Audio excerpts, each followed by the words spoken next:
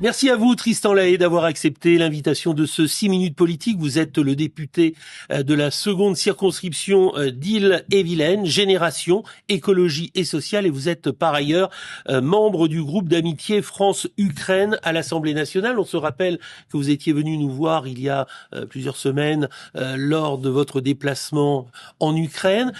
On parlera du budget tout à l'heure, mais l'actualité, c'est aussi vraiment ce qui se passe entre la Russie, l'Ukraine et le monde. Zelensky, le président, est à Paris aujourd'hui. On en est où au niveau des relations ? Eh bien, nous en sommes à un point où l'Union européenne doit tout faire pour empêcher Poutine de gagner cette guerre. Et Zelensky vient à Paris dans l'espoir certainement d'obtenir des Européens et singulièrement de la France le soutien et l'aide nécessaires à l'heure où Trump, notamment les États-Unis, menace par une diplomatie très étrange, il faut bien le dire. On les sent un petit peu plus proches de la Russie aujourd'hui. En tout état de cause, menace de vouloir régler le conflit au détriment de la souveraineté des Ukrainiens, en transformant pour partie une partie importante de l'Ukraine en une forme de protectorat de la Russie, ce qui est inacceptable.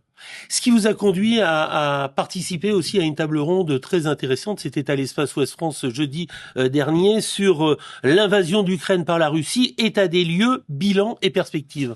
Oui, je crois que fondamentalement, la question qui nous est posée, c'est celle de l'Ukraine, de l'inviolabilité de ses frontières, du droit international, mais aussi de l'Union européenne, parce que ce que menace Poutine au travers de l'Ukraine, c'est une menace plus globalement sur la souveraineté des Européens, puisque Poutine ne s'en cache pas, il vise demain à affaiblir l'Union européenne, y compris par l'invasion potentielle de pays qui sont membres de l'Union européenne et de l'OTAN. Et on l'a vu, il teste en fin de compte Poutine. On l'a vu avec le survol de territoires par des drones. C'est inquiétant. Il essaie de jauger un peu la réaction de l'Europe. Exactement. Moi, quand je suis allé en Ukraine, vous l'avez dit, on est passé par la frontière polonaise et en Pologne, des drones avaient survolé des infrastructures importantes quelques jours avant notre arrivée. De la même manière, comme nous sommes repartis de Moldavie, parce qu'on ne peut pas survoler évidemment l'espace aérien ukrainien,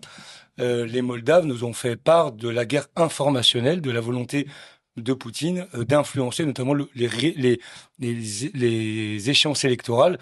Donc on voit bien que Poutine, au travers le survol par des drones, l'invasion de l'Ukraine ou encore la guerre informationnelle qu'il mène jusqu'ici en France, eh bien essaie de déstabiliser notre continent.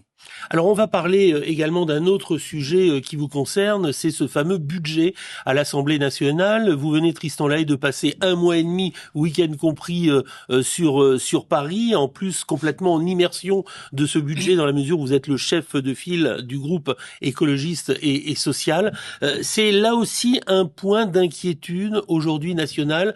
La France aura-t-elle un budget pour cette fin d'année ? Elle en aura. En tout cas, moi, je plaide pour que nous puissions trouver les voies et moyens d'un compromis à l'Assemblée nationale. La question n'est pas complètement étrangère des précédentes sur l'Ukraine, sur l'Union européenne, sur les efforts que nous devons conduire pour être sérieux, conséquent dans un monde incertain.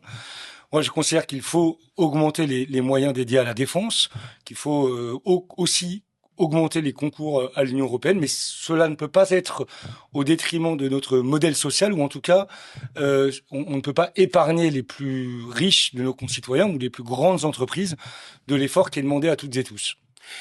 Il y aura l'augmentation du prix de l'essence, le pouvoir d'achat reste aussi l'une des préoccupations, les acquis un peu, on va dire, sociaux, tout ça rentre vraiment dans un climat qui fragmente un peu la société. On voit bien que nos sociétés européennes, la France singulièrement, est fragilisée par des politiques économiques et sociales qui, sous la promesse du ruissellement, en réalité ont aggravé les inégalités. C'est ce que nous essayons de corriger au travers ces jours et ces nuits passées dans l'hémicycle, faire en sorte que les plus précaires de nos concitoyennes et concitoyens soient épargnés des efforts demandés. On ne peut pas demander, par exemple, le gel des pensions de retraite de celles et ceux qui ont 1 000 euros de pension par mois. De la même manière qu'on ne peut pas affaiblir les services publics qui sont destinés aux plus précaires de nos concitoyens, comme on ne peut pas geler les prestations sociales, l'allocation adulte handicapé ou encore le revenu de solidarité active. On sait bien que ceux de nos concitoyens qui vivent avec ont des difficultés à finir les fins de mois et donc ça ne peut pas être sur eux que repose l'effort. J'aimerais qu'en 20 secondes, vous puissiez nous donner la tonalité au sein de l'hémicycle. Est-ce que l'on sent que les municipales, avant la présidentielle de 2027, vraiment se jouent même actuellement sur les bancs de l'hémicycle?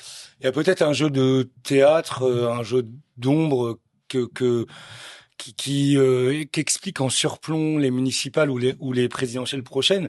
Moi, j'appelle tous les parlementaires à être très conséquents et singulièrement ceux du socle commun qui ont la responsabilité aujourd'hui de faire les compromis nécessaires pour que nous ayons un budget en 2026.